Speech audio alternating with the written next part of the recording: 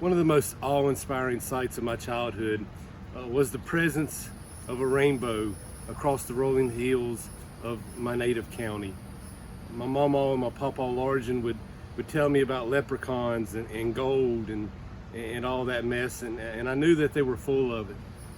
But I also knew that by their excitement, that they were just as captivated by the sight of a rainbow as I was. That was ages ago, but I still remember our shared captivation in the sight of a rainbow. I'm especially reminded this week,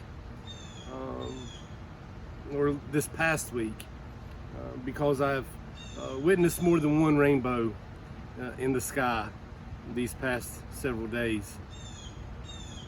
You know, memory, having the ability to remember, is a powerful thing. Two of my favorite voices, both Kentuckians, Bell Hooks and Wendell Berry, they both place an extremely heavy emphasis on the importance of, and in fact the undeniable, unavoidable necessity of remembering.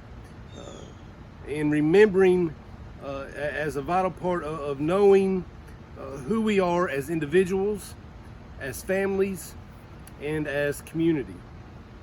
Both Bell Hooks and Wendell Berry will say that we have our being, right? Our being exists in a place of memory.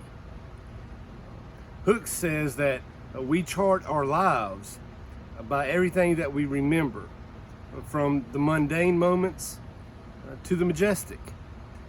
We know ourselves through the art and the act of remembering. We know ourselves through the art and the act of remembering. For us in the Christian faith, remembering is also a central aspect of our identity as such. 286 times in the translation of scripture that I use, 286 times does the word remember occur. 286. So much of the narrative of scripture is God performing an action or God instilling a command, and then the reminder to the people of faith of that action or of that command. It's a constant theme throughout. 286 times. Remember, remember, remembered. Right? Even with rainbows.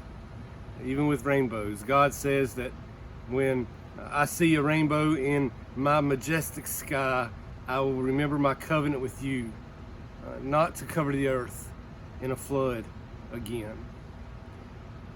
And it's not just about Noah and rainbows in the Old Testament. It's not just something that's relegated to that portion of scripture that we call the Old Testament. Jesus repeatedly calls his followers to remember.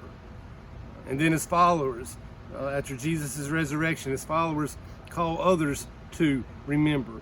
And to remember not just the previous covenants, but the new covenant made possible by the presence of Jesus Christ in the flesh, crucified, dead, and buried, and on the third day rose again. A new covenant by spirit and water. The church today, along those lines, is called to be, further, the church today is required to be a community of remembrance. When we gather around the table to receive the sacrament, we say, in remembrance of these your mighty acts in Jesus Christ, we offer ourselves in praise and thanksgiving, in remembrance of these acts. And what more is a preaching moment than a moment in time in which a voice is calling us to remember things that we have heard before.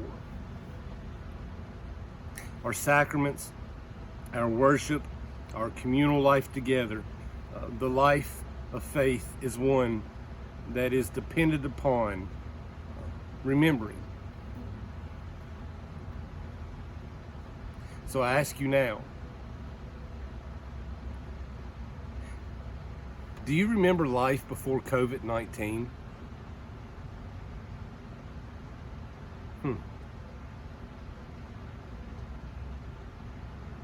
Do you? Let's take it back a step further.